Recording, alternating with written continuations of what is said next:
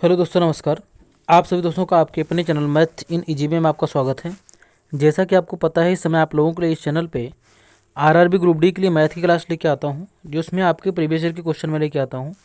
और आज मैं इसमें आप लोगों के लिए 27/11/2025 का शिफ्ट थर्ड का क्वेश्चन है, जिसका शिफ्ट थर्ड का पार्ट 1 है। जैसे कि मैं आपको हमेशा बताता हूँ कि मैं हर शिफ्ट के क्वेश्चन को मैं दो दो पार्ट में कराता हूँ, क्योंकि पूरा क्वेश्चन कराने में थोड़ा सा वीडियो लंबी हो जाता है, इसलिए मैं दो पार्ट करके आपको कराता हूँ। और इसमें आज आपका पार्ट फर्स्ट है शिफ्ट थर्ड का, और इसमें आज सेट 8 है, आपका 8वां सेट है। और इसी तरीके से आपका लगातार ये क्लास चलती रहेगी। और अगर आप लोग चैनल पर नए हैं तो चैनल को सब्सक्राइब करके बेल आइकन दबा के आल पे क्लिक करें, जिससे कि आपको आने वाली सारी वीडियो इसी प्रकार से मिलती रहे। तो चलिए हम देखते हैं हमारा यहाँ पे पहला क्वेश्चन क्या है। 11 व्यक्ति 19 दिनों में 59 फीट गहरा कुआं खोद सकते हैं। कितने व्यक्ति 2 दिनों में 118 फीट गहरा कुआं खोद सकते हैं, ये हमको यहाँ पे बताना है। तो इसके लिए हम क्या करते हैं, एक फार्मूला यूज करते हैं। ये फार्मूला आपको हमेशा याद रखना है। ये हमारा होता है M1D1 अपॉन में W1 equal to M2D2 upon में W2। इसका मतलब क्या है, इसको पहले मैं आपको समझा दूँ। यम का मतलब है मेन यानी कि आदमी, और डी का मतलब है डे यानी कि दिन, और डब्ल्यू का मतलब है वर्क यानी कि कार्य। ठीक है। अब इसमें हम करते हैं वैल्यू पुट करते हैं। जैसे M1 पहला कंडीशन में जो आदमी की संख्या वो 11 है, हमने 11 रख लिया। यहाँ लिखा है 11 व्यक्ति 19 दिनों में, और दिन कितना है 19 यहाँ पे, और काम कितना कर रहे हैं 59 फीट गहरा कुआं, यहाँ पे हमने इसको 59 लिख लिया। ठीक है। बराबर में M2 दूसरी कंडीशन में कितने व्यक्ति पूछा है, तो M2 यानी कि आदमियों की संख्या में निकालनी है, और दिन हमें पूछा है 2 दिनों में, हम यहाँ पे 2 लिख लिया दिन यहाँ पे। इसके बाद अपॉन में W2 यानी कि कार्य कितना कर रहे हैं ये 118 फीट, ये आप देख सकते हैं, ये हो गया। बस इसी को हमें यहाँ पे सॉल्व कर लेना। चलिए इसको हम सॉल्व करते हैं। इसको यहाँ जब काटेंगे 59 दूना 118 हो जाएगा, दोनों 18 दो पंचे 10 की 11, ये हो गया। इसके बाद 2 से 2 कैंसिल हो गया, ये 2 से 2 कैंसिल हो गया। अब यहाँ पे हमें क्या करना है, 11 और 19 का हमें गुणा कर देना है। तो यहाँ पे हमें ये पता चल जाएगा कि M2 का मतलब कितने आदमी मिलकर काम करेंगे, 11 और 19 का गुणा। तो चलिए इसको हम करते हैं। 11 और 19 का जब गुणा करेंगे, यहाँ पे इसकी कंडीशन क्या होगी, 11 गुणे 19, ये हो जाएगा 19 1 19, और 19 1 19 1 20, यानी कि 209 आदमी, कितने 209 आदमी मिल करके इसको 2 दिन में 118 फीट गहरा कुआं खोद देंगे। यहाँ देख सकते हैं ऑप्शन नंबर हमारा इसका ए इस क्वेश्चन का बिल्कुल राइट आंसर यहाँ से हो जाएगा। इसी के साथ हम आगे चलते हैं। अगला क्वेश्चन क्या है, चलिए इसको देखते हैं। 267 मीटर और 153 मीटर लंबी दो ट्रेनें समान दिशा में क्रमशः 162 किलोमीटर प्रति घंटा और 36 किलोमीटर प्रति घंटा की चाल से चल रही हैं। तेज चलने वाली ट्रेन को धीमी चलने वाली ट्रेन को पूरी तरह से ओवरटेक करने में कितना समय लगेगा, हमें ये बताना है। तो यहाँ पे समझिएगा ध्यान से, जब कोई दो व्हीकल एक ही दिशा में चलते हैं तो उनकी जो सापेक्ष चाल होती है वो हम माइनस करके निकालते हैं, और इनकी दोनों की दूरी हम जोड़ लेते हैं। तो यहाँ पे हमारा क्या होगा, टोटल अगर हम दूरी यहाँ पे निकालें तो टोटल दूरी हमारी जो निकल के आएगी, तो इन दोनों को जोड़ेंगे हम तो हो जाएगा 7 3 10, इसके बाद 6 5 11 1 12, इसके बाद 2 1 3 1 4, 420 मीटर हमारी इसकी पूरी दूरी बन जाएगी। अब इसके बाद सापेक्ष चाल अगर हम देखें तो 162 से 36 को माइनस करेंगे, तो यहाँ पे 12 से 6 गया 6 हो जाएगा, यानी कि स्पीड हमारी हो जाएगी 6। 12 से 6 गया 6, इसके बाद यहाँ पे बचेगा 5। अब यहाँ पे 15 से 3 गया, 5 से 3 गया 2, 5 से 3 गया 2, और 12 से 6 गया 6, 5 से 3 गया 2, यहाँ पे हमारा 126, मतलब 162 से 36 माइनस करेंगे तो 126 आएगा। और ये हमारा किस में है, किलोमीटर प्रति घंटे में है, किस में, किलोमीटर प्रति घंटे में। अब यहाँ पे हमें एक चीज़ ये ध्यान रखना है कि दूरी हमारी मीटर में है और स्पीड हमारी किलोमीटर प्रति घंटे में है, और हमें यहाँ पे हम देख रहे हैं टाइम हमारा भी किस में है, सेकंड में। तो जब हमारी स्पीड मीटर पर सेकंड में होगी तभी हमारी जो है यहाँ पे इसका जो टाइम आएगा वो सेकंड में आएगा। तो हम क्या करेंगे, पहले ये जो हमारा स्पीड है इसको हम किस में चेंज करेंगे, मीटर पर सेकंड में। तो जैसे कि मैं आपको कई वीडियो में बता चुका हूँ, किलोमीटर प्रति घंटा को मीटर पर सेकंड में चेंज करने के लिए हम इसको 5/18 से गुणा कर देते हैं। कितने से, 5/18 से गुणा कर देते हैं। 18 7 126 और 7 5 35, मतलब कि ये हमारा हो गया 35 मीटर पर सेकंड। ये हमारा हो गया इसकी स्पीड किस में, मीटर पर सेकंड में।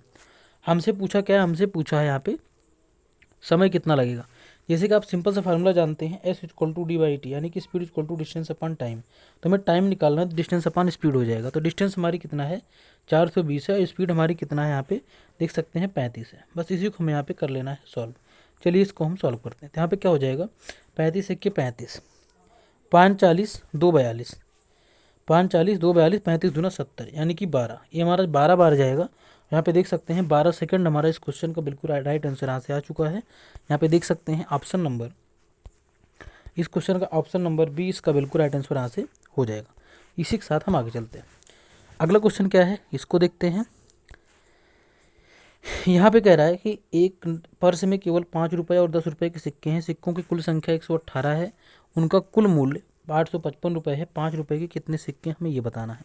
अब देखिए यहाँ पे ध्यान समझिएगा। मान लीजिए हम यहाँ पे क्या करेंगे, 5 हम यहाँ पे शॉर्ट में लिखते हैं 5 और 10। हमने 5 के सिक्कों को x मान लिया और 10 के सिक्कों को y मान लिया।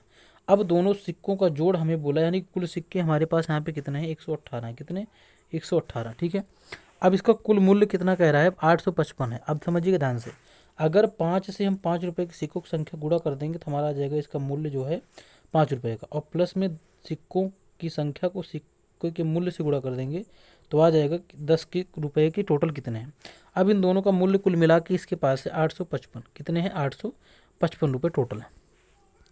हमसे पूछा क्या है, हमसे यहाँ पे पूछा हुआ है कि बताइए कि 5 रुपये के कितने सिक्के, मतलब में x की वैल्यू निकालनी है। कितने की, x की।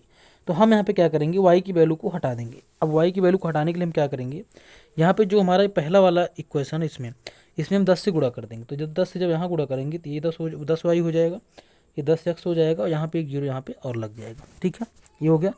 अब हमें क्या करना, दोनों इक्वेशन को माइनस कर देना। तो जब माइनस करेंगे तो ये 10y कैंसिल हो जाएगा, 10x से 5x जाएगा, हमारे पास आ गया 5x, और बराबर में इसको जब माइनस करेंगे 1180 से 855 को 10 से 5 गया 5, 10 से 5 गया 5, और 7 से 5 गया 2, 7 से 5 गया 2, 11 से 8 गया 3, ये कितना आ गया 325। अब इसी को हमें सॉल्व कर देना है। ये हो जाएगा 5 6 की 30 और 2 32 55 25, मतलब कि x की वैल्यू हमने किसको माना हुआ था, हमने माना हुआ था कि 5 रुपये के सिक्कों की संख्या को। तो x की वैल्यू हमारे पास यहाँ पे आ गई है 65। तो यहाँ पे 5 रुपये के सिक्के जो हैं टोटल वो कितने हैं, 65 हैं। कितने, 65 सिक्के हैं 5 रुपये के टोटल, कितने, 65 सिक्के हैं। तो यहाँ से हमारे इसका ऑप्शन नंबर ए इस क्वेश्चन का बिल्कुल राइट आंसर हो जाएगा। इसी के साथ हम आगे चलते हैं। अगला क्वेश्चन क्या है इसको देखते हैं। ये भी सिंपल सा क्वेश्चन है, बहुत हार्ड नहीं है। यदि 485 रुपये अंकित मूल्य वाली एक वस्तु को 293 रुपये में बेचा जाता है तो छूट प्रतिशत क्या है, ये हमें बताना है। देखिए छूट प्रतिशत होता क्या है, इसका फार्मूला पहले सिंपल सा फार्मूला इसका, छूट इंटू 100 यानी कि छूट गुणे 100, और बटे में इसका होता है अंकित मूल्य यानी कि क्रय मूल्य भी बोल। वैसे अंकित मूल्य तो अलग होता है, तो यहाँ पे होता है हमारा इसका अंकित मूल्य, यहाँ पे हम लिख सकते हैं इसको। ठीक है, अब यहाँ पे हमें क्या करना है समझिएगा ध्यान से। अब यहाँ पे जब 485 से हम माइनस करेंगे 293 को तो हमारा यहाँ पे छूट मिल जाएगा। तो 5 से 3 गया 2, और यहाँ पे 8 से 18 से 9 गया, 18 से 9 गया 9, ये हो गया। इसके बाद 3 से 2 गया 1, इसको गुणे 100 करेंगे 100, और फिर इसको आपको भाग कर देना है किससे, 485 से। किससे कर देना है, 485 से। तो आप यहाँ इसका जो आंसर पाएंगे ये आपको यहाँ से मिल जाएगा 39.59%। इसका बिल्कुल राइट आंसर यहाँ से हो जाएगा। इसी के साथ हम आगे चलते हैं। अगला क्वेश्चन क्या है, आइए इसको देखते हैं।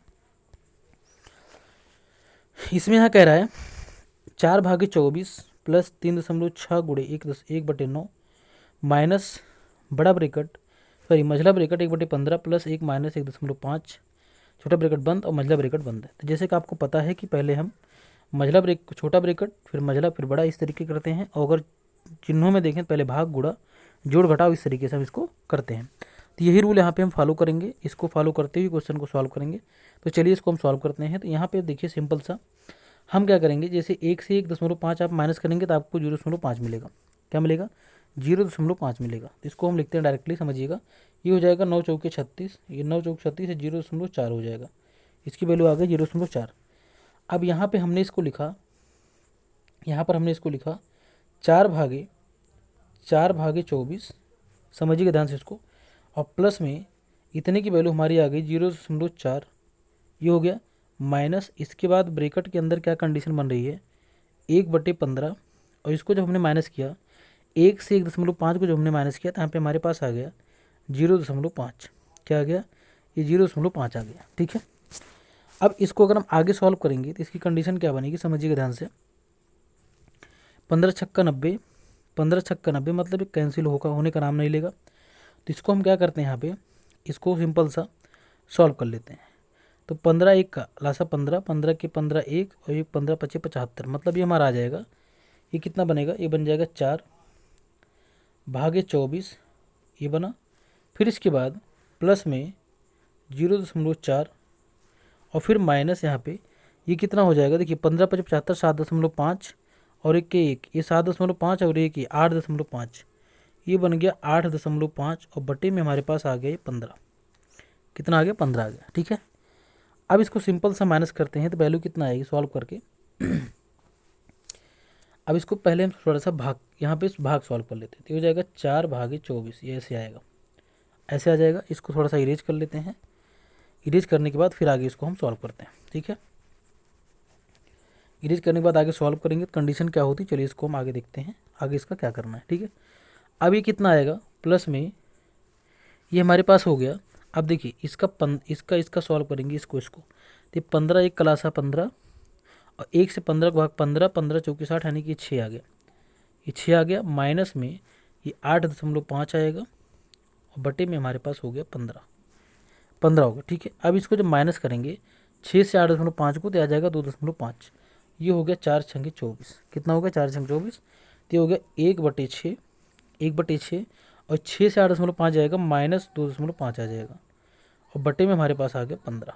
ठीक है, अब सॉल्व करेंगे तो वैल्यू कितना आएगी इसको देखते हैं। तो यहाँ पे हो जाएगा 6 और 15 का लासा करेंगे तो 3 दूनी 6 और 3 पचे 15 यानी कि 3 दूनी 6 पंचे 30 आ जाएगा, ये हमारे पास आ गया 30, 6 पंचे 30 और 5 एक की 5 हो गया, माइनस में 15 दूना 30, 15 दूना 30 और 2.5 दूना 5, 2 पंचे 10 दूनी 5, ये भी 5 आ गया। ठीक है, ये भी कितना आ गया 5 आ गया। ठीक है, अब इसको जब माइनस करेंगे 5 से 5 गया 0, एक बटे में 30 हो गया, मतलब ये हमारी वैल्यू इसका कितना आ रही है 0 आ रही है, कितना आ रही है 0 आ गई। ठीक है, वैल्यू इसकी हमारी कितना आ रही है 0 आ रही है। यहाँ पे देख सकते हैं, यहाँ पे ऑप्शन में 1 लगाया हुआ है, तो इसको हम एक बार फिर चेक करते हैं, जबकि वैल्यू इसकी हमारे पास यहाँ पे हमें 0 देखने को मिल रही है और ऑप्शन में 0 भी है, तो इसको हम एक बार और सॉल्व करते हैं। चलिए यहाँ पे देखिए, ये हो गया 9 चौके 36, ये हो गया 0.4।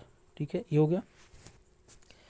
अब इसके बाद इसके आगे अगर इसको हम सॉल्व करते हैं तो 1 से 1.5 गया तो 0.5 आ जाएगा, ये आ गया। इसको लिख लेते हैं 4/24, यहाँ पे 1 मिनट, इसको हम यहाँ पे लिखेंगे, ये 4/24 हमने इसको लिख लिया, 4/24 हो गया और प्लस में ये 9 चौके 36, ये हो गया 0.4 हो गया, माइनस में ये मझला ब्रैकेट और इसके बाद यहाँ पे 1/15 और 1 से 1.5 माइनस करेंगे तो हमारे पास आ जाएगा यहाँ पे ये 0.5 आ जाएगा, क्या आ जाएगा 0.5। अब चलिए इसको हम आगे यहाँ पे सॉल्व करते हैं। ठीक है, अब आगे इसकी कंडीशन क्या बनेगी इसको हम देखते हैं, यहाँ पे क्या कह रहा है। अब ये हो जाएगा 4 छंगे 24, ये 4 छंगे 24 हो गया। अब पहले यहाँ पे हम ब्रैकेट को सॉल्व कर लेते हैं, ये हो गया हमारे पास 1/6 और प्लस में 0.4, ये हो गया। अब ब्रैकेट अगर यहाँ पे सॉल्व करते हैं माइनस से, तो ब्रैकेट सॉल्व करेंगे तो 15 पचे 75, 7.5 एक हो जाएगा 8.5 और बटे में हमारे पास आ जाएगा 15, कितना आ गया 15 आ गया। अब यहाँ पे इसको बटे 1 कर लेते हैं। ठीक है, बटे 1 कर लिए। अब यहाँ पे क्या करेंगे, अब यहाँ पर 1 को 15 का लासा 15 और 15 चौके 60। ठीक है, ये हो गया हमारे पास 6, मतलब कि 1/6 और प्लस में ये 6 माइनस में 8.5 और बटे में हमारे पास हो गया 15। अब इसको यहाँ से माइनस करेंगे तो 1/6 और 6 से 8.5 गया माइनस हो गया 2.5 आ जाएगा और बटे में हमारे पास 15 और 6 और 15 का लासा करेंगे तो 3 दूनी 6, 3 पचे 15, 3 दूनी 6 पंचे 30, मतलब कि 30 हमारा इसका लासा आ गया। और ये 6 पंचे 30, 5 एक की 5, माइनस में 15 से भाग करेंगे 30 को 2 बार जाएगा और 2.5 का 2 गुना 5 होता है, 5 से 5 का 0 और 0 से किसी भी संख्या को भाग करोगे तो हमारी यहाँ पे वैल्यू 0 आती है। तो यहाँ पे हमारा आंसर जो इसका 0 आ रहा है, जैसा कि यहाँ पे ऑप्शन भी आप देख रहे हैं, यहाँ पे 1 इसका आंसर दिया हुआ है, तो इसको आप लोग भी एक बार चेक करना और इसका आंसर हमें कमेंट में ज़रूर बताना, क्योंकि यहाँ पे हमारा आंसर जो यहाँ पे टिक है वो नहीं मिल रहा है। ठीक है, इसका आपको सॉल्व करके कमेंट में इसका आंसर ज़रूर बताना है कि ये आंसर आपको मिला कि नहीं मिला। जहाँ पे बताया हुआ है वैसे मैंने जो सॉल्व किया है वो आंसर गलत नहीं है, लेकिन इसको आप लोग भी एक बार कर लेना। इसी के साथ हम आगे चलते हैं। अगला क्वेश्चन क्या है, चलिए इसको देखते हैं। इसमें यहाँ क्या कह रहा है, किसी कक्षा में 51 विद्यार्थियों की औसत आयु 24 वर्ष है। यदि शिक्षक की आयु भी शामिल कर ली जाए तो पूरे समूह की औसत आयु 25 वर्ष हो जाती है। शिक्षक की आयु वर्षों में कितनी है, ये हमें बतानी है। तो यहाँ पे सिंपल सा क्या करना है आपको, पहले 51 से आपको 24 को गुणा कर लेना है, ठीक है। 51 से 24 को गुणा कर देना है। टोटल 51 विद्यार्थी। अब कह रहा है कि इसमें एक शिक्षक भी शामिल हो जाता है, यदि शिक्षक क्या है भी शामिल कर लिया तो 51 से हो गया, एक शिक्षक अगर शामिल हो जाएंगे तो 52 हो जाएगी, ठीक है। अब कह रहे हैं कि इनकी औसत आयु अब यहाँ पे 24 से 25 हो गई, 25 हो गई। तो कह रहे हैं शिक्षक की आयु बताओ, तो इनको गुणा कर देना है और इनको गुणा कर देना है और यहाँ पे इसको माइनस कर देना। जब आप इसको माइनस करेंगे तो यहाँ से आपको शिक्षक की आयु यहाँ पे निकल के मिल जाएगी, ठीक है। इसी के साथ हम आगे चलते हैं। अब यहाँ पे हमारा फिर से वही क्वेश्चन बॉड मास का। इसमें क्या कह रहा है, यहाँ पे देख सकते हैं बड़ा ब्रेकेट 72 माइनस मझला ब्रेकेट 6 गुड़े छोटा ब्रेकेट 3 प्लस 2 छोटा ब्रेकेट बंद मझला ब्रेकेट प्लस 5 स्क्वायर माइनस 8 बड़ा ब्रेकेट बंद गुड़े 8 और बटे गुड़े 5 बटे में 97। अब मैं पहले क्या करता हूँ, पहले ऊपर वाली वैल्यू को सॉल्व कर लेता हूँ, नीचे जो हमारा 97 है उसको मैं ऐसे ही छोड़ देता हूँ। तो चलिए इसको हम सॉल्व करते हैं। मैंने लिख लिया यहाँ पे 72, मैंने 72 लिख लिया, भाग लगा लिया, ठीक है। अब देखिए ये 3 2 5 और 6 पंचे 30, ठीक है। मैंने क्या किया यहाँ पे 30 सीधा सीधा इसको लिख लिया, 30 हमने सीधा सीधा इसको लिख दिया, ठीक। अब इसके बाद फिर यहाँ पे आगे प्लस प्लस ये कितना हो जाएगा 55 25 और 25 से 8 गया, 15 से 8 गया 17, ये 17 हो गया, यानी कि 17, ठीक है। 25 से 8 गया मतलब इतने की वैल्यू हमारे पास 17 आ गई। अब बड़ा ब्रेकेट बंद और गुड़े में हमारे पास यहाँ पे हो गया 5, ठीक है। अब इसको आगे सॉल्व करते हैं। अब इसको क्या करेंगे, यहाँ पर इसको हम लिखेंगे, यहाँ पे ये हो जाएगा, हाँ यहाँ पे पहले इसको हम 72 भागे 30 इसको ऐसे लिखते हैं, 72 बटे 30 और प्लस में 17 और फिर यहाँ पे गुणे में 5, ये हमने यहाँ पे लिख लिया, ठीक है। अभी नीचे वाली वैल्यू को हम यहाँ पे इग्नोर की हुई हैं, उसको हम यहाँ पे नहीं कर रहे हैं, ठीक है। अब देखिए ये जब 5 के अंदर गुणा करेंगे तो 72 बटे 30 गुणे 5 और फिर यही काम सेम इसके साथ होगा, 17 गुणे 5 ये होगा, ये हो जाएगा 5 छके 30 और 12 छंगे 72, मतलब ये 12 आ गया और 17 पचे 85, मतलब कि ये 12 प्लस 85, 12 प्लस 85 इसको जोड़ेंगे तो 85 2 87 10 97, मतलब हमारी वैल्यू कितना ही 97। ऊपर की वैल्यू हमारी यहाँ पे आ गई 97, यहाँ देख सकते हैं ऊपर की वैल्यू हमारी 97 आ गई, नीचे भी हमारे पास 97 है। अब 97 कैंसिल होकर के वैल्यू कितना लाएगा, यहाँ पे 1 लाएगा, ठीक है। यहाँ पे देख सकते हैं ऑप्शन नंबर इसका डी बिल्कुल राइट आंसर यहाँ से हो जाएगा। इसी के साथ हम आगे चलते हैं। अगला क्वेश्चन क्या है इसको देखते हैं। इसमें कह रहा है 3 पुरुष किसी कार्य को 20 दिन में कर सकते हैं, कितने पुरुष उस कार्य को 2 दिनों में पूरा करेंगे। इसको हमें क्या करना देखिए ध्यान से, जैसे एक तरफ लिखना है पुरुष यानी कि मेल और एक तरफ लिखना है डी, तो 3 पुरुष 3 लिख लिया 20 दिन, ठीक है। अब यहाँ पे कह रहा है कि कितने पुरुष उस कार्य को 2 दिन में करेंगे, तो 2। अब देखिए यहाँ पर दिन की संख्या कम हो रही है, पुरुषों की संख्या जरूर है बढ़ेगी, कहने का मतलब 3 छोटा है x बड़ा है, तो छोटे से बड़े की तरफ हम यहाँ पे लगाएंगे और छोटे से बड़ी की तरफ हमारा ये लगेगा, ठीक है।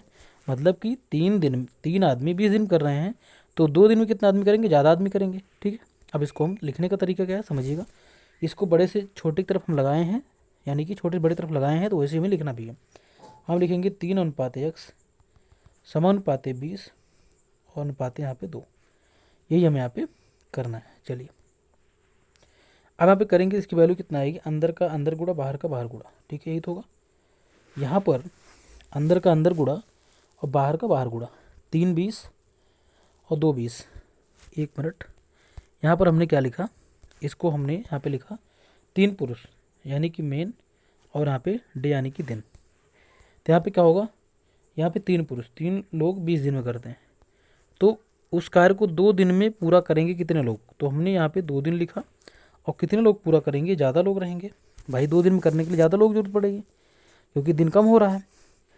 अब यहाँ पे x वैल्यू ज़्यादा है 3 से, ये हो गया हमारा, ठीक है।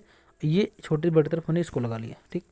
अब इसको लिखेंगे तो क्या कंडीशन बनेगी, ये बनेगी 3 अनुपाते यहाँ पे 3 अनुपाते x और फिर यहाँ पे 2 अनुपाते 20। ये हमने यहाँ पे लिखने में गलती की थी, ठीक है, क्योंकि छोटे से बड़ी तरफ हमेशा लिखा जाता है, अंदर का अंदर गुणा बाहर का बाहर गुणा, यानी कि ये 2x बराबर में ये हो जाएगा 20 3 60। अब 2 से इसको भाग करेंगे, 2 30 यहाँ पे 30 बार जाएगा और 30 इसका आंसर यहाँ पे बिल्कुल राइट आंसर हो जाएगा, मतलब कि 30 आदमी इसमें लगेंगे 2 दिन में इस काम को पूरा करने के लिए, ठीक है। इसी के साथ हमारा अगला क्वेश्चन इसको देखते हैं। इसमें क्या कह रहा है, यदि 32 और 24 का तृतीयानुपाती x है तो x का मान यहाँ पे कितना होगा हमें ये बताना है। और ये क्वेश्चन जो आपका ये, इसको मैं आप लोगों का कम से कम, इसमें कौन सा सेट है आज हमारा, इसको देखते हैं हम। आज हमारे इसमें 8वां सेट है। कितना? 8वां सेट। यहाँ देख सकते हैं 8वां सेट है। इसमें जो बराबर वीडियो को देख रहे हैं उसमें ये इस टाइप के क्वेश्चन, ये जो क्वेश्चन हमारा है ये वाला, इस टाइप का क्वेश्चन मैं आपको कई क्वेश्चन करा चुका हूँ ये। तो इसका आंसर मैं आपका कमेंट में चाहता हूँ, तो इसका आंसर आप कमेंट में जरूर बताएं कि आपका आंसर किस तरीके से आप सॉल्व किए हैं। ठीक है, तो यहाँ पे मैं इसको आपको बताऊँगा ये वाला क्वेश्चन ये, और इसको आपको करना है। तो यहाँ पे क्या कह रहा है, यहाँ पे कह रहा है कि यदि 32 और 24 का तृतीयानुपाती x है तो x का मान, तो तृतीयानुपाती जैसे कि a b और c ये तीन है हमारे पास। जैसे a हमारा 32 हो गया, b हमारा 24 हो गया, c हमारा x हो गया। तो हमें जो तृतीयानुपाती हमारा निकलता है ये हमारा कैसे निकलता है, ये हमारा निकलता है c, तृतीयानुपाती हमारा तृतीय वाला हमारा b है, c है, तो इसको हम लिखते हैं b² a। अब यहाँ पे b की वैल्यू हमारे पास दूसरी होती है, b² का मतलब 24 × 24, 2 बार इसको हम लिखेंगे। और फिर इसके बाद हमारे पास a का मतलब हमारे पास है 32, ये हो गया। अब इसको सॉल्व करते हैं, 8 × 24, 8 × 4 = 32 और 4 × 6 = 24 और 6 × 3 = 18। यहाँ देख सकते हैं इसका हमारा जो आंसर आएगा ये 18 इस क्वेश्चन का बिल्कुल राइट आंसर हो जाएगा। देख सकते हैं ऑप्शन नंबर ए इस क्वेश्चन का बिल्कुल राइट आंसर हो जाएगा। ठीक है, इसी के साथ हमारा अगला क्वेश्चन इसको देखते हैं। यहाँ पे कह रहा है एक गोले के आयतन और एक अर्धगोले के संपूर्ण पृष्ठीय क्षेत्रफल का अनुपात, एक गोले के आयतन और एक अर्धगोले के संपूर्ण पृष्ठीय क्षेत्रफल का अनुपात 28:3 है। यदि गोले और अर्धगोले की त्रिज्याएं बराबर हैं तो गोले का आयतन यहाँ पे हमें घन सेंटीमीटर में बताना है, घन सेंटीमीटर में बताना है। तो ये हमारा किस में है, इसको हम देखते हैं यहाँ पे। तो यहाँ पे क्या है, एक गोले के आयतन, गोले का आयतन क्या होता है 4/3 πr³ ये होता है, ये होता है हमारा गोले का आयतन। और यहाँ पे जो अर्धगोले के संपूर्ण पृष्ठीय क्षेत्रफल, अर्धगोला जो हमारा होता है, गोले का पृष्ठीय क्षेत्रफल पहले तो होता है 4,